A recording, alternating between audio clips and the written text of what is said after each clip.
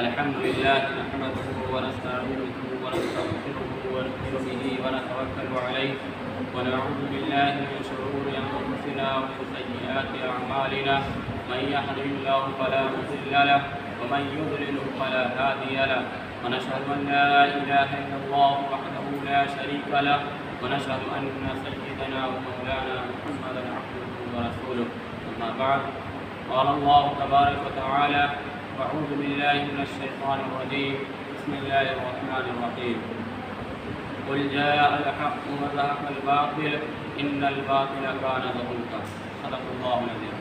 قال النبي صلى الله عليه وسلم لو كان بعدي نبي لكان عمر أو كما قال عليه الصلاة والسلام. میرے محترم بھائیوں، بزرگوں اور دوستوں اور عزیز طلباء، اللہ تبارک و تعالیٰ کا بہت بڑا احسان اور کرم ہوا کہ اللہ تبارک و تعالیٰ نے آج ہمیں اور آپ کو ایک نئے سال میں داخل ہونے کی توفیق عطا فرمائی. اور مزید اللہ تبارک و تعالیٰ کا احسان اور کرم یہ ہوا کہ اپنے اس مبارک دن اور جمعے کے دن یہ نیا سال شروع ہو رہا ہے، جو کہ آج محرم الحرام کی پہلی تاریخ ہے.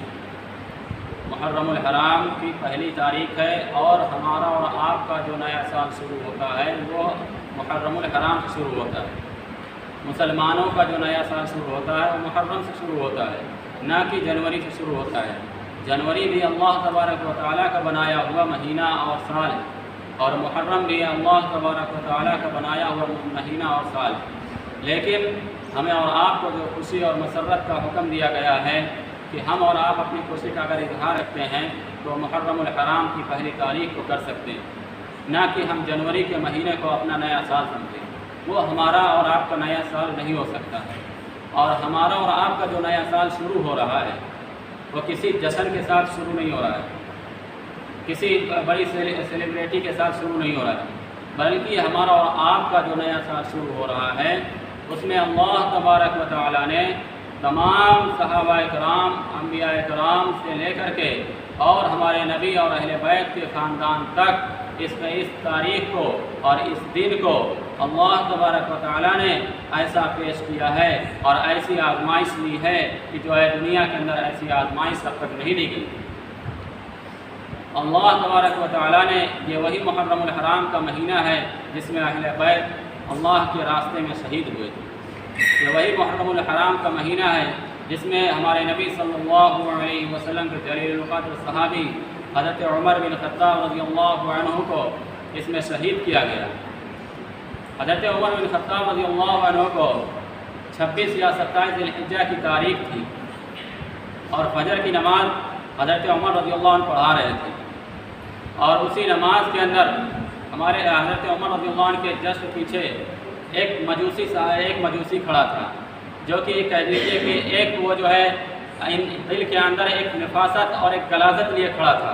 وہ نماز پڑھنے کے لیے نہیں آیا تھا، بلکہ اس کا مشن، اس کا ارادہ اور اس کا وہ جو آنے کا اس کا مقصد تھا وہ حضرت عمر رضی اللہ عنہ کو مارنے کا مقصد تھا. وہ آیا، حضرت عمر رضی اللہ عنہ کے جسٹ پیچھے کھڑا ہو گیا، اور حضرت عمر رضی اللہ عنہ جا نماز پہ آگے بڑھتے ہیں، فجر کی نماز پڑھانے کے لیے آگے بڑھے اور پڑھ کر کے نماز میں تلاوت کر رہے ہیں.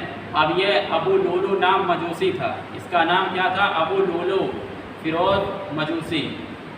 یہ جو ہے حضرت عمر رضی اللہ عنہ آگے مصلی پر کھڑے ہو کر کے نماز پڑھا رہے ہیں، اور اسی نماز کے دوران تاریخ میں آتا ہے کہ یہ 26 ذی الحجہ یا 26 یا 27 دونوں تاریخیں جو ہے کتابوں میں ملتی ہیں. اب جو بھی ہے خیر، لیکن جو ہے 26 اور 27 کے بیچ میں یہ واقعہ پیش آیا. اب جو ہے یہ سب کے اندر سے نکلتا ہے. اب یہ نکل کر کے حضرت عمر رضی اللہ عنہ کے آگے سے آتا ہے اور خنجر نکالتا ہے. وہ اپنا خنجر نکالتا ہے اور نکال کر کے حضرت عمر رضی اللہ عنہ کے پیٹ پر وار کرنا شروع کر دیتا ہے. اس خنجر سے حضرت عمر رضی اللہ عنہ کے پیٹ پر وار کرنا شروع کر دیتا ہے. اور وہ ظالم ایک دو بار نہیں کر رہا ہے.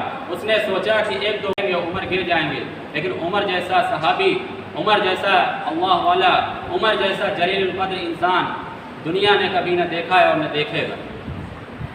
اللہ تبارک و تعالیٰ نے ان کے اندر وہ ایمان کا جذبہ رکھا تھا، وہ ایمان کے ان کے اندر شعلہ بھڑکایا تھا کہ ان کے لیے تو बड़ी से बड़ी परेशानी भी उनको हल्की लगती थी। वो आया, एक खंजर मारा, हज़रत उमर बिल्कुल आराम से नमाज़ पढ़ा रहे हैं, दूसरा मारा, फिर भी टस से मस नहीं हुए, तीसरा मारा, फिर भी अपनी नमाज में लगे हुए हैं। ऐसा नहीं कि वो वार कर रहा तो उसको छुड़ाने के चक्कर में पड़ जाएं या अपनी जान बचाने के चक्कर में पड़ जाए, नहीं, वो अपने बिल्कुल नमाज में मस्त हैं, अपनी नमाज में पढ़ा रहे हैं और वो वार करता जा रहा है। जब उसने 6 वार कर लिए, 6 मरतबा उसने अपने खंजर को हज़रत उमर रज़ियल्लाहु अन्हु के सीने पर मारा, पेट पर मारा, कहाँ नहीं मारा, उसने पूरा खंजर भोग रहा, एकदम खून से पूरा बदन लथपथ हो गया।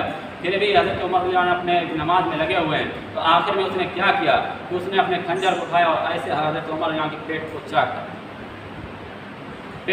कर दिया। अब चाक करना था कि पेट की जितनी अतलिया थी वो निकल करके बाहर मुसल्ले के गई और वो उसका गिरना था कि हज़रत उमर रज़ियल्लाहु अन्हु को चक्कर आया और जानमाज़ पर गिर पड़ा।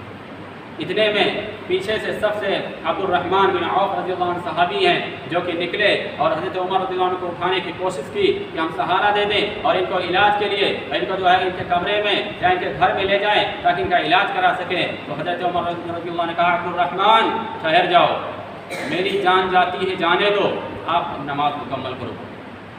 मेरी जान जाती है जाने दो, लेकिन आप पहले नमाज मुकम्मल करो। अब्दुर्रहमान बिन औफ रज़ियल्लाहु अन्हु फ़ौरन जा नमाज पे खड़े होते हैं। जहाँ से हज़रत उमर रज़ियल्लाहु अन्हु ने नमाज को छोड़ा था वहीं से उस नमाज को मुकम्मल करते हैं। मुकम्मल करने के बाद हज़रत उमर रज़ियल्लाहु अन्हु को उठाते हैं और लेकर के घर को जाते हैं और कुछ सहाबा फिर जो है उस मजूसी के पीछे दौड़ते हैं पकड़ने के लिए कि इस जालिम मजूसी को पकड़ा जाए और इससे पूछा जाए कि ये कहाँ से आया और क्यों आया और किस लिए यहाँ पर इसने ऐसा काम अंजाम दिया। उसके पीछे जैसे दौड़े और उसको जब पता चला कि अब मैं गिरफ्तार हो जाऊंगा, अब मुझे पकड़ लिया जाएगा और मुझे सूली पर चढ़ा दिया जाएगा, तो जैसे उसके करीब पहुँचे तो उसने अपने ही खंजर से अपने आप की खुदकुशी कर ली। उसने अपना ही खंजर निकाला और अपने ही सीने में भोंक दिया उस जालिम ने। तो हज़रत उमर रज़ियल्लाहु अन्हु को 26 तारीख को यह वाक़या पेश आया। 23 हिजरी 26 ज़िलहिज्जा 23 हिजरी 3 नवंबर 644 ईस्वी दिन चहार शंबा के दिन ये वाक़या पेश आया है। किस दिन आया? 26 ज़िलहिज्जा 23 हिजरी और चहार शंबा का दिन था और 3 नवंबर 644 ईस्वी इस दिन ये वाक़या पेश आया। 3 दिन हज़रत उमर रज़ियल्लाहु अन्हु ज़िंदगी और मौत की लड़ाई लड़ते रहे, अपने बिस्तर पर पड़े रहे, ज़ेर इलाज थे और आखिरकार 29 ज़िलहिज्जा की रात को हज़रत उमर रज़ियल्लाहु अन्हु का इंतकाल हुआ, शहीद हो जाते हैं। अब सुबह हुई, यकम मुहर्रमुल हराम आया, 24 हिजरी यकम मुहर्रमुल हराम का जब वक्त आया, वो दिन शुरू हुआ, वो तारीख शुरू हुई और हज़रत उमर रज़ियल्लाहु अन्हु का जब बिल्कुल आखिरी वक्त आया तो अपने बेटे को बुलाया, कहा, बेटे मेरी ख्वाहिश है, आप ऐसा कीजिए, आप अम्मा आयशा के पास चले जाइए और अम्मा आयशा से बोलिए कि उमर अपने दोनों साथियों के पास जगह चाहता है, यानी हमारे नबी सल्लल्लाहु अलैहि वसल्लम और हज़रत अबू बकर सिद्दीक़ रज़ियल्लाहु अन्हु और उन्हीं के बगल में एक दाहिनी तरफ हमारे हज़रत अबू बकर सिद्दीक़ रज़ियल्लाहु अन्हु की कब्र मुबारक है और दूसरी तरफ बाईं तरफ हज़रत उमर रज़ियल्लाहु अन्हु ने अपनी पेशकश रखी कि बाईं तरफ मैं अपने लिए जगह चाहता हूँ और अम्मा आयशा से जाकर के इजाज़त लो, अगर वो इजाज़त देती हैं तो मुझे वहीं पर ले जाकर के दफन कर देना और अगर इजाज़त नहीं देती हैं तो ले जाकर के आम कब्रिस्तान में मुझे दफन कर देना। बेटा गया, अम्मा आयशा बैठी रो रही थी। अम्मा आयशा को जब ये खबर पहुंची वो बैठी रो रही थी और जब जा कर के बेटे ने ये मुतालबा किया कि अम्मा जान, हमारे वालिद साहब का वक्त बहुत करीब है और हमारे वालिद साहब आपसे ये मुतालबा कर रहे हैं, आपसे इजाज़त चाह रहे हैं, अगर आपकी इजाज़त हो तो अपने दोनों साथियों के साथ वो भी यहीं पर लेटना चाहते हैं। तो इतने में वो और गिड़गिड़ा के रोना शुरू कर दी। कहा, मैं तो अपने लिए ये जगह रखी थी। क्या कहा? अब्दुल्ला, मैंने ये जगह तो अपने लिए रखी थी कि मैं अपने शौहर और अपने बाप के बगल में रहूँगी, लेकिन अगर उमर की ये ख्वाहिश है कि वो अपने दोनों साथियों के पास रहना चाहता है तो मैं उसको ये जगह देती हूँ। عبداللہ رضی اللہ عنہ وہاں سے واپس آتے ہیں اور کیا کہتے ہیں، عمر رضی اللہ عنہ سے کہتے ہیں کہ ابو جان اماں عائشہ نے آپ کو اجازت دے دی. کہا بیٹا ایسا نہ ہو کہ اماں عائشہ کو جب میرا جنازہ لے کر کے جانا، دروازے پر پہنچ کر کے وہاں پر ہمیں اندر لے جانے سے پہلے اماں عائشہ سے ایک مرتبہ پھر سے اجازت طلب کرنا اور کہنا کہ اماں جان کیا اجازت ہے. ایسا نہ ہو کہ اماں عائشہ نے اس وجہ سے اجازت دی ہو کہ عمر جیسے صحابی ہم ان کو نہ نہیں کر سکتے ہیں اور ہمارے انتقال کے بعد ان کا ارادہ بدل جائے، اس لیے ہمارے انتقال کے بعد جب ہمارا جنازہ وہاں پر جائے تو اس وقت بھی اجازت لے لینا، اگر اس وقت بھی اجازت دے دیں تو وہاں پر دفن کر لینا، ورنہ عام قبرستان میں لے کر وہاں سے واپس چلے جانا اور اس بات کو برا مت سمجھنا. کہا ٹھیک ہے والد صاحب. اور حضرت عمر رضی اللہ عنہ کا انتقال ہو جاتا ہے اور وہ لے کر کے وہاں پر جنازہ پہنچتے ہیں تو پھر ایک مرتبہ ابو بکر رضی اللہ عنہ جاتے ہیں اور اجازت دیتے ہیں، اماں عائشہ امی جان میں آپ سے اجازت چاہتا ہوں، کیا میں اپنے باپ کو یہاں پر دفن کر سکتا ہوں، کیا میں اپنے باپ کو یہ جگہ دے سکتا ہوں، اجازت ہے کہ نہیں ہے. اماں عائشہ نے کہا میں نے کل بھی اجازت دی تھی اور آج بھی اجازت دیتی ہوں، آپ اپنے والد صاحب کو دونوں یار کے بغل میں لٹا دیجیے. کیا کہا؟ اپنے والد صاحب کو دونوں یار کے بغل میں لٹا دیجیے.